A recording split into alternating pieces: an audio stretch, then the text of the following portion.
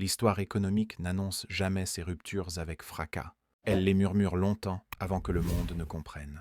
Les grandes chutes ne commencent pas par des cris dans les rues, mais par des décisions prises dans des salles feutrées, loin du regard des peuples, là où les chiffres remplacent les drapeaux et où l'argent devient un instrument de pouvoir bien plus efficace que les armées. Ce documentaire commence précisément à cet endroit invisible, dans cet espace où les empires commencent à décliner sans le savoir. À chaque époque de bascule, les mêmes signaux apparaissent.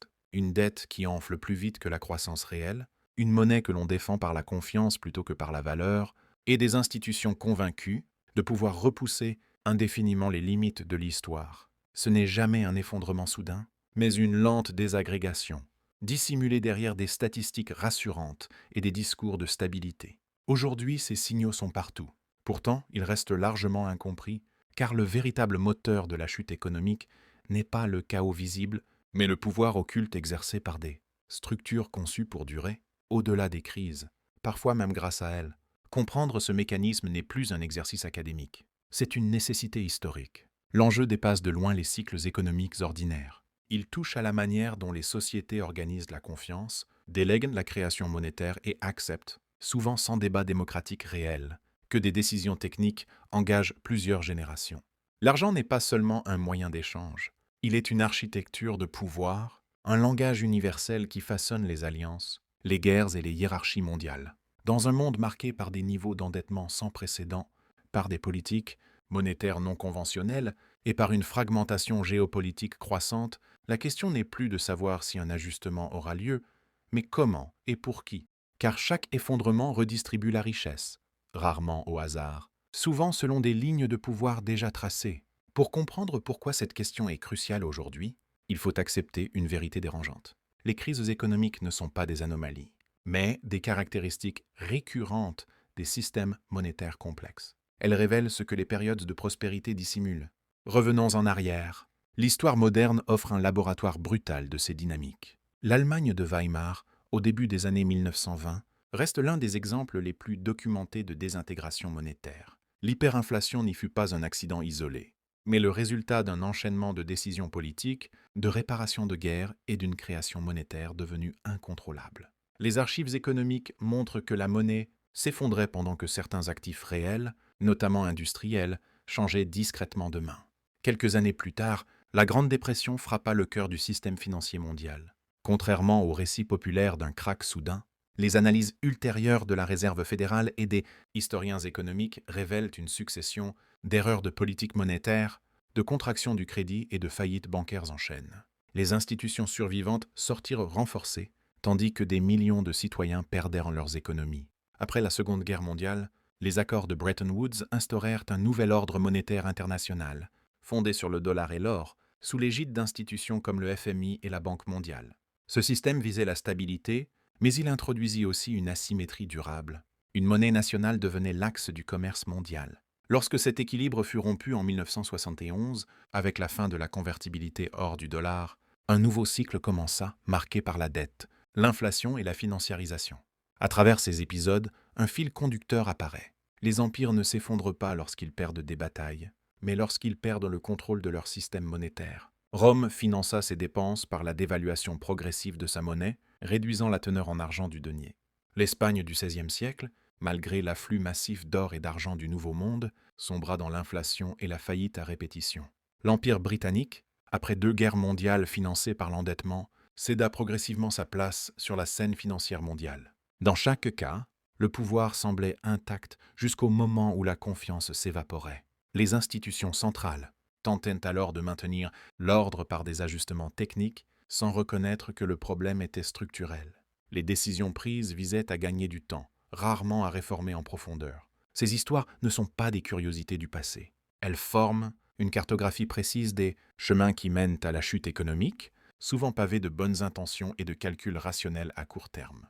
Au cœur de ce processus se trouve un mécanisme simple dans son principe, mais redoutable dans ses effets, la dette. Lorsqu'un État, une institution ou un empire s'endette dans sa propre monnaie, il acquiert une illusion de sécurité.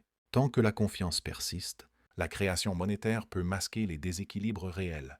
Mais cette stratégie a un coût, la dilution progressive de la valeur. Les banques centrales, notamment au cours des dernières décennies, ont perfectionné cet art. les taux d'intérêt historiquement bas, puis négatifs, les programmes massifs d'achat d'actifs et l'expansion des bilans ont repoussé les limites connues de la politique monétaire. Les données de la BRI montrent une croissance exponentielle du crédit mondial, depuis les années 2000, largement décorrélée de la croissance réelle. Ce système fonctionne tant que les flux de capitaux restent maîtrisés, que les réserves de change soutiennent la monnaie et que le pouvoir géopolitique protège l'ordre établi. Mais lorsque ces piliers vacillent simultanément, l'ajustement devient inévitable. Aujourd'hui, les parallèles historiques sont troublants. Les niveaux de dette publique et privée dépassent ceux observés avant la crise de 1929. Les monnaies fiduciaires reposent presque exclusivement sur la confiance institutionnelle. Les sanctions économiques, utilisées comme outil géopolitique, fragmentent le système financier international et incitent certains États à repenser leurs réserves et leurs échanges. Les rapports récents du FMI soulignent une vulnérabilité accrue des économies face aux chocs de taux d'intérêt et aux tensions géopolitiques. Les flux d'or, autrefois relégués au second plan, redeviennent stratégiques pour certaines banques centrales. Ce n'est pas un retour au passé, mais la répétition d'un réflexe ancien, sécuriser la valeur lorsque la confiance dans le système dominant s'érode. La différence majeure réside dans la vitesse. Là où les ajustements prenaient autrefois des décennies, la finance moderne compresse le temps. Les déséquilibres se propagent désormais à l'échelle mondiale en quelques semaines. Les forces qui orchestrent ces dynamiques ne sont ni mystérieuses ni conspiratrices. Elles résident dans des institutions bien documentées, au mandat clair, mais aux incitations parfois contradictoires. Banque centrale, ministère des Finances, organisations internationales, toutes opèrent dans un cadre où la stabilité immédiate est souvent privilégiée au détriment de la soutenabilité à long terme. Les élites économiques ne planifient pas l'effondrement. Elles y réagissent, souvent en protégeant les structures existantes. Les mécanismes de sauvetage financier, observés lors de la crise de 2008 et analysés par de nombreux économistes, ont permis d'éviter un collapse immédiat, mais ont renforcé la concentration du pouvoir financier. Ce pouvoir est dit occulte, non parce qu'il est secret, mais parce qu'il est abstrait, technique, éloigné du débat public. Il s'exerce à travers des chiffres, des normes comptables, des décisions de taux, et non par des déclarations spectaculaires. À mesure que ces tendances s'accélèrent, les marges de manœuvre se réduisent. Les cycles historiques montrent que plus un ajustement est retardé, plus il devient brutal. Les données comparatives des crises passées révèlent un schéma récurrent. Accumulation de dettes, distorsion des prix des actifs, puis correction soudaine, accompagnée d'un transfert massif de richesses. Cette phase d'accélération est souvent invisible pour le grand public jusqu'à ce qu'elle se manifeste dans l'économie réelle. Inflation persistante, perte de pouvoir d'achat, tension sociale. À ce stade, les décisions prises des années auparavant deviennent irréversibles. Le climax de cette histoire n'est pas une apocalypse financière, mais une révélation plus subtile. L'argent est un contrat social fragile, et le pouvoir qu'il confère dépend entièrement de la confiance collective. Lorsque cette confiance est instrumentalisée trop longtemps, elle finit par se retourner contre ceux qui en dépendent le plus. Comprendre cela, c'est comprendre que les chutes économiques ne sont ni morales ni accidentelles. Elles sont le produit logique de systèmes poussés au-delà de leurs limites historiques. Les véritables vainqueurs ne sont pas ceux qui prédisent la crise, mais ceux qui saisissent sa nature structurelle. L'histoire nous enseigne une dernière leçon. Chaque effondrement porte en lui les germes d'un nouvel ordre. Mais cet ordre n'est jamais neutre. Il reflète les rapports de force du moment, les choix faits dans l'ombre et la capacité des sociétés à tirer des leçons de leur propre passé. Ce documentaire ne propose ni peur ni certitude, seulement une invitation à regarder l'économie non comme une mécanique abstraite, mais comme une narration humaine, façonnée par le pouvoir, la mémoire et l'oubli. Car ce que l'histoire a déjà écrit, elle peut l'écrire à nouveau, si nous persistons à ne pas la lire. La suite de cette histoire commence précisément là où les sociétés hésitent à regarder, dans l'instant où le passé cesse d'être un avertissement et devient un modèle répété. Les cycles économiques ne sont pas des cercles parfaits, mais des spirales, et chaque tour se déroule à un niveau de complexité plus élevé, avec des enjeux plus vastes et des conséquences plus rapides. C'est dans cette spirale que nous nous trouvons aujourd'hui. Au fil des décennies, l'architecture financière mondiale s'est densifiée. Les accords multilatéraux, les marchés de capitaux, interconnectés et les chaînes de valeur globalisées ont créé une prospérité apparente, mais aussi une dépendance systémique. Les archives de la Banque des règlements internationaux montrent comment les expositions, croisées entre banques, États et entreprises, ont atteint des niveaux inconnus dans l'histoire moderne. Cette interdépendance, souvent présentée comme une force stabilisatrice, agit aussi comme un amplificateur de choc. Lorsque la confiance se fragilise dans un point du système, elle se propage rapidement. Ce fut le cas en 1997 lors de la crise asiatique, en 2008 avec l'effondrement du marché des subprimes et plus récemment lors des tensions sur les marchés obligataires souverains. Chaque épisode a renforcé une conviction au sommet des institutions. L'effondrement total doit être évité à tout prix, même si cela implique de reporter le coût sur le futur. Ce report constant a façonné une nouvelle réalité économique. Les taux d'intérêt artificiellement bas ont encouragé une accumulation de dettes non productives, tandis que les actifs financiers ont vu leur valeur gonfler bien au-delà de l'économie réelle. Les études de la Réserve fédérale et de la Banque mondiale soulignent cette divergence croissante entre productivité et valorisation des marchés. Ce déséquilibre n'est pas un accident, mais le résultat logique d'un système conçu pour préserver la stabilité nominale plutôt que l'équilibre structurel. Dans ce contexte, le pouvoir économique s'est déplacé. Il ne réside plus seulement dans la capacité à produire, mais dans celle à financer, refinancer et restructurer la dette. Les États capables d'émettre une monnaie de réserve disposent d'un avantage décisif, mais aussi d'une responsabilité historique. Chaque extension de ce privilège affaiblit subtilement sa crédibilité future. Les précédents historiques sont clairs. Lorsque la livre sterling dominait le commerce mondial, l'Empire britannique bénéficiait d'un flux constant de capitaux. Mais à mesure que la dette de guerre s'accumulait et que les réserves d'or s'érodaient, ce pouvoir monétaire s'est déplacé. La transition ne fut pas brutale, mais irréversible. Aujourd'hui, des signaux comparables émergent. Les données publiques sur les réserves de change indiquent une diversification progressive, bien que prudente, loin des actifs historiquement dominants. Certaines banques centrales augmentent leurs réserves d'or, non par nostalgie, mais par calcul. Ce mouvement n'annonce pas un effondrement immédiat, mais une réévaluation silencieuse des risques systémiques. Parallèlement, les instruments de politique économique deviennent plus intrusifs. Les contrôles de capitaux, les réglementations macroprudentielles et les interventions directes sur les marchés ne sont plus exceptionnels. Ils témoignent d'une tension croissante entre la liberté des flux financiers et la nécessité de préserver la stabilité nationale. Cette tension a toujours précédé les grandes réorganisations monétaires. Il est crucial de comprendre que ces décisions ne sont pas prises dans le vide. Elles s'inscrivent dans un environnement géopolitique fragmenté, où les alliances économiques se redessinent. Les sanctions, étudiées par de nombreux instituts de recherche géopolitique, ont démontré leur efficacité à court terme, mais aussi leur capacité à accélérer la création de systèmes alternatifs. C'est ici que le pouvoir occulte prend tout son sens analytique. Il ne s'agit pas d'une force invisible, mais d'un pouvoir diffus, réparti entre institutions, normes et incitations. Chaque acteur agit rationnellement selon ses intérêts immédiats, mais l'ensemble produit une dynamique qui échappe au contrôle de chacun. Les historiens de l'économie décrivent ce phénomène comme une tragédie systémique, où la somme des décisions rationnelles conduit à un résultat collectivement instable. Les élites économiques, souvent accusées de cynisme, sont en réalité piégées dans cette structure. Les marges de manœuvre se réduisent à mesure que la dette augmente. Les options deviennent binaires, inflation ou défaut, ajustement brutal ou érosion progressive. Aucune de ces voies n'est politiquement neutre. Les sociétés, quant à elles, ressentent les effets bien avant d'en comprendre les causes. La perte de pouvoir d'achat, la précarisation du travail et la volatilité des marchés ne sont pas des phénomènes isolés, mais les symptômes d'un système arrivé à maturité. À ce stade du cycle, l'histoire montre que deux forces s'opposent. La première cherche à maintenir l'ordre existant par des ajustements techniques toujours plus complexes. La seconde pousse vers une réinitialisation, souvent déclenchée par un choc externe. Guerre, crise énergétique, rupture géopolitique majeure.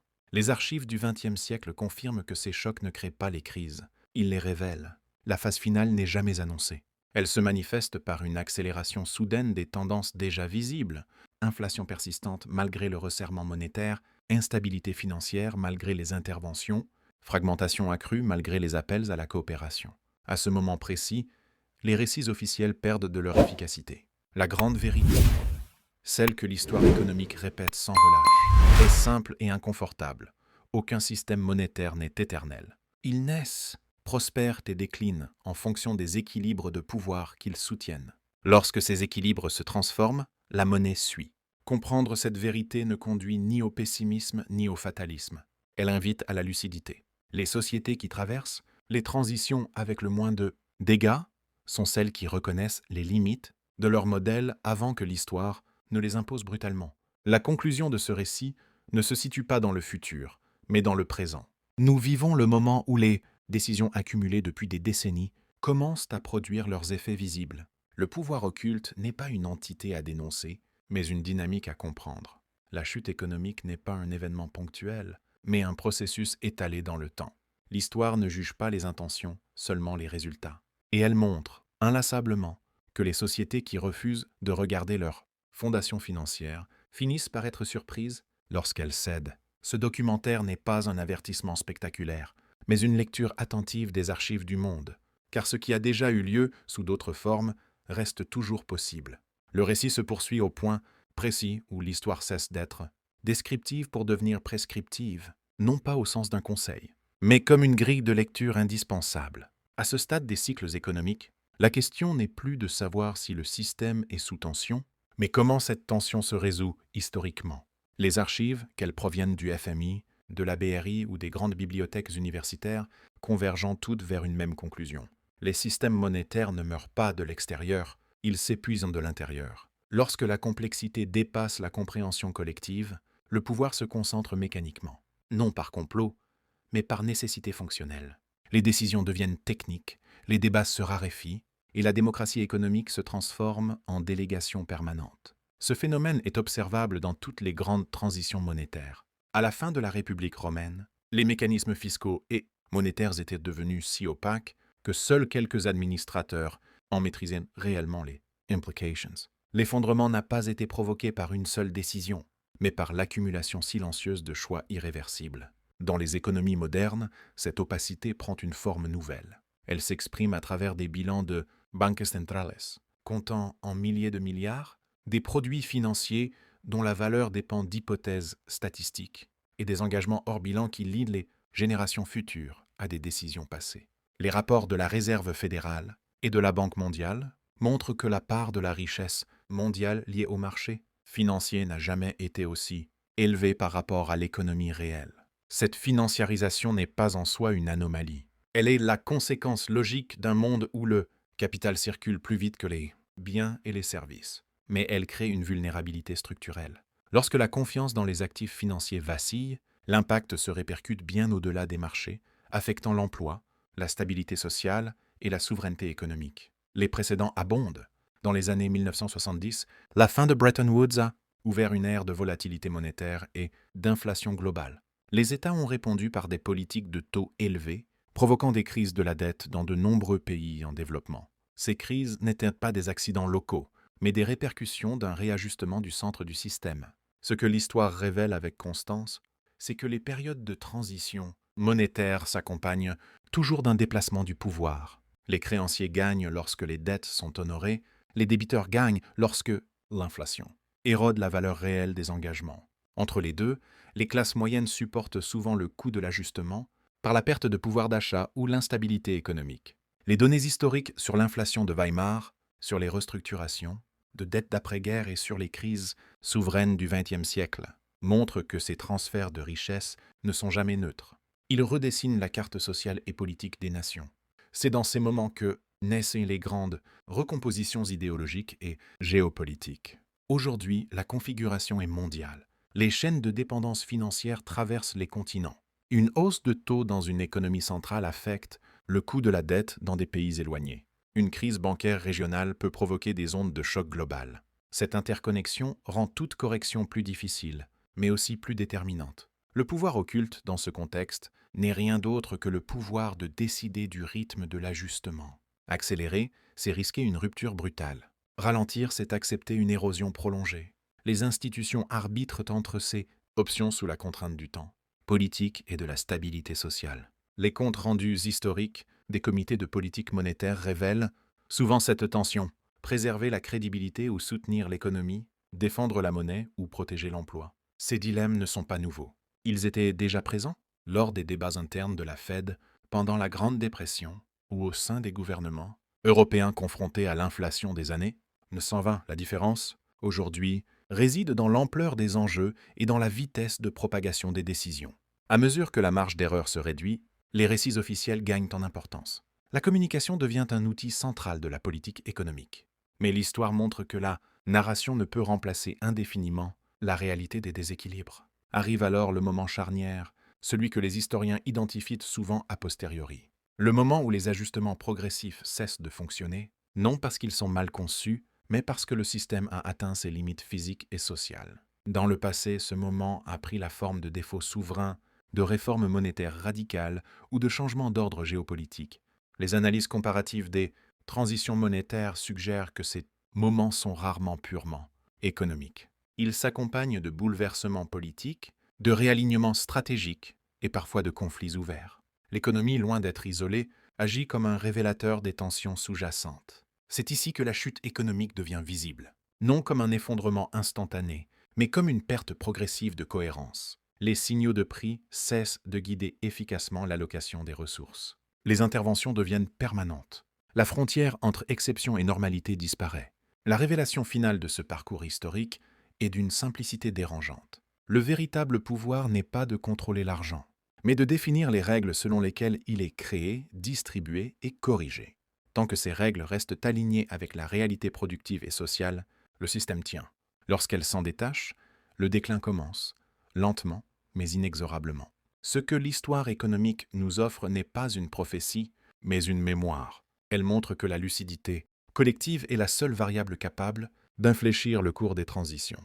Les sociétés qui acceptent de débattre ouvertement de leur architecture monétaire traversent les crises avec moins de rupture. Celles qui délèguent entièrement cette réflexion découvrent les conséquences trop tard. La conclusion de cette longue trajectoire ne se veut ni alarmiste ni rassurante. Elle s'ancre dans une constatation historique. Chaque génération hérite d'un système qu'elle n'a pas entièrement choisi, mais qu'elle doit comprendre pour le transformer. Le pouvoir occulte n'est pas un ennemi invisible, c'est l'effet cumulatif de décisions complexes, prises dans l'urgence du présent. La chute économique, lorsqu'elle survient, n'est jamais une surprise pour l'histoire. Elle l'est seulement pour ceux qui ont cessé de l'écouter. Comprendre cela, c'est peut-être la première étape pour ne pas répéter aveuglément ce qui a déjà été écrit.